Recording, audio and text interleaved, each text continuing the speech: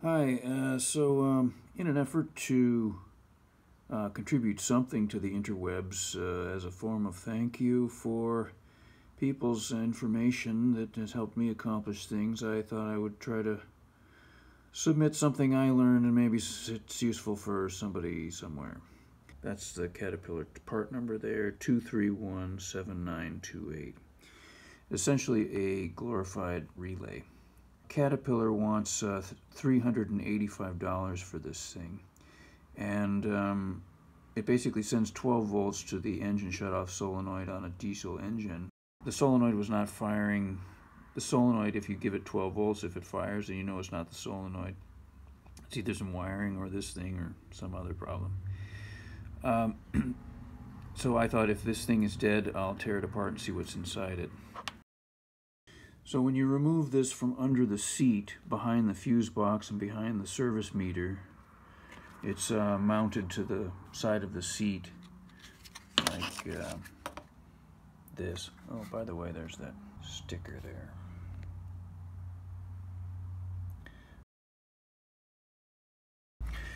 Anyway, when you pull this out and you turn it over, you'll find that this circuit board here is completely submerged in molten rubber. The relay there is actually sticking out a little bit, but you have to have some time on your hands to pull all the rubber off of this thing. It's potted, I guess, possibly for vibration.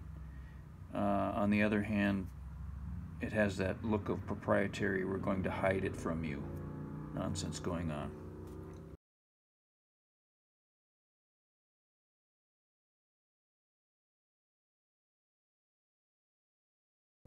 So I usually take that upon myself to, as a license to try to get around such maneuvers.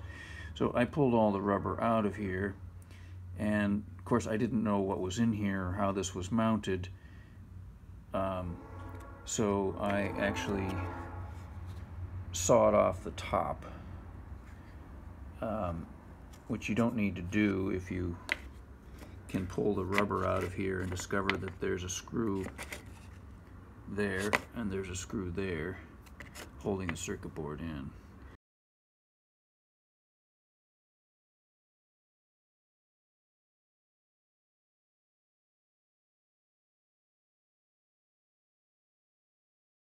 So inside here is a single inline integrated circuit, 6 or 7 diodes, 6 or 7 bipolar transistors.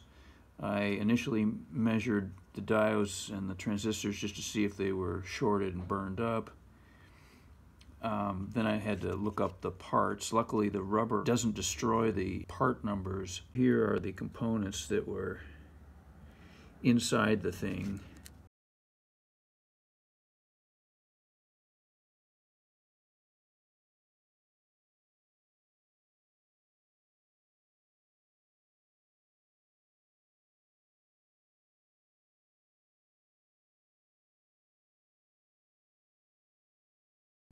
This single inline 9-pin chip there is a Toshiba TD6347. Here is the pinout for it.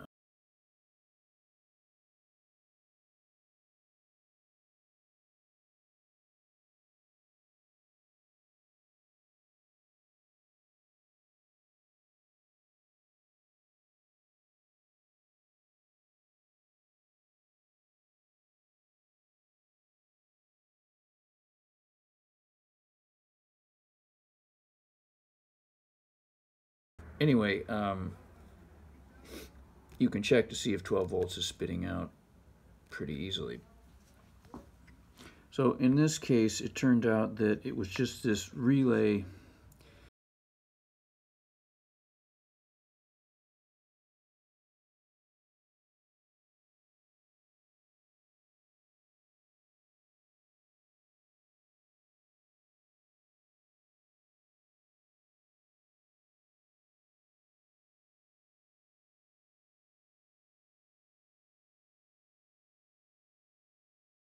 In the Caterpillar diagram, you'll see where things come in here.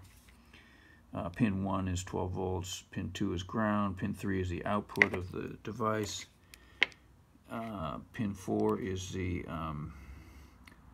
12 volts from the start switch, and pin 5 is 12 volts from the start switch when you're actually starting the motor. So you have to tell this thing that the motor is running by indicating that you actually sent 12 volts to the starter.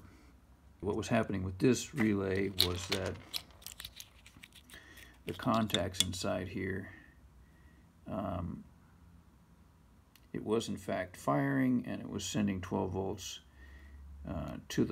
from the wiper to this normally open contact, but it's burned up a little bit somehow, like you need to stick a points file in there. I couldn't clean it up to the extent to get it to be reliable, so I replaced this. The relay, this is doesn't say NEC. The original one said NEC, but it's an NEC EP1, and in this case from DigiKey it was $3 or something. A little different from 385. Anyway, so I just swapped out the relay, and it functions again.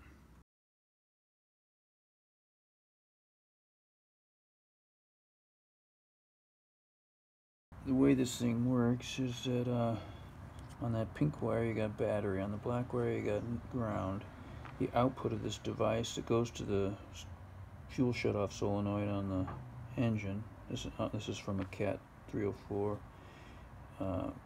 That's supposed to have 12 volts on it to run the solenoid.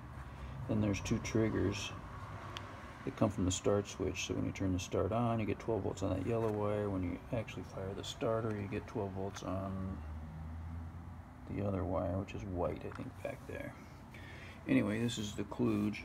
I just hooked up some 12 volts here, and it's powered. On the output at the moment is nothing.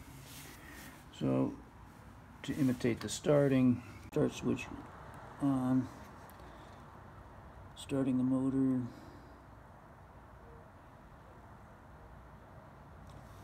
motor starts, you're running away, and then you turn the start switch off, you get 12 volts on the output for a little while until the timer decides the solenoid's fired for long enough.